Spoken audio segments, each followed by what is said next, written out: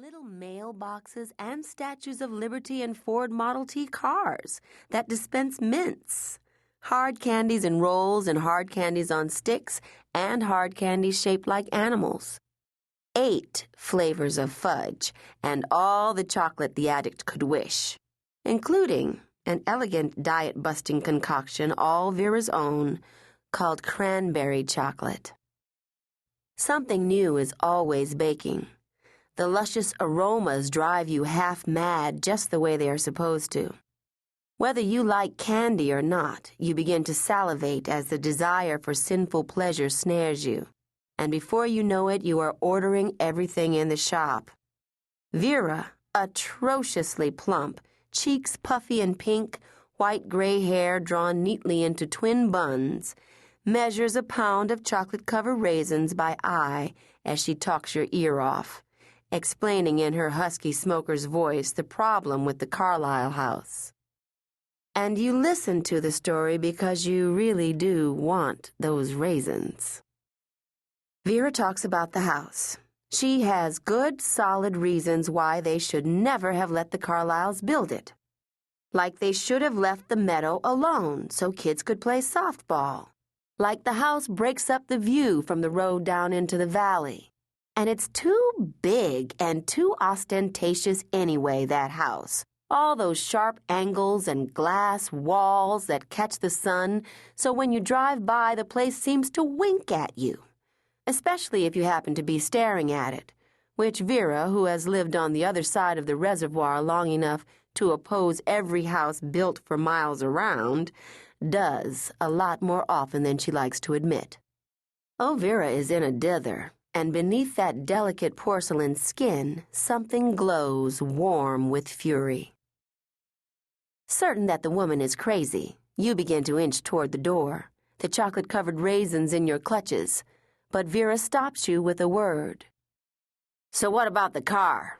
she asks, and you remember what she said about the girl. What was her name? Vanessa. "Do you want to hear about the car?" asks Vera. "Sure," you say. Vera is happy to tell you, but first, maybe you want some fudge with that? Another specialty of cookies is the butter rum fudge, with or without walnuts. Tying your bright green box with her trademark green ribbon, no cellophane tapes for Vera, no sir. She says, "Oh, by the way, she must have forgotten to mention that while the car was burning, pretty Vanessa tried to open one of her veins with an X-Acto knife."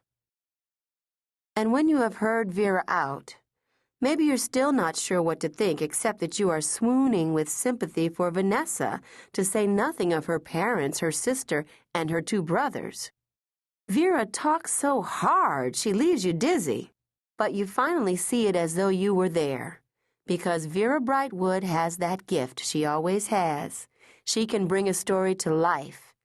The shiny blue Mercedes, brand new, leased 3 months earlier, just 2,000 miles on the clock, a roaring pyre in the concrete driveway of the red brick town hall as winter dusk falls, and off to the side, this long, skinny brown girl, intricately woven braids obscuring half her winsome face, sits calmly on a slatted bench and struggles with the knife, sawing away at skin that refuses to break.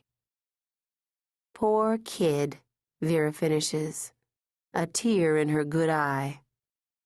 You are inclined to agree.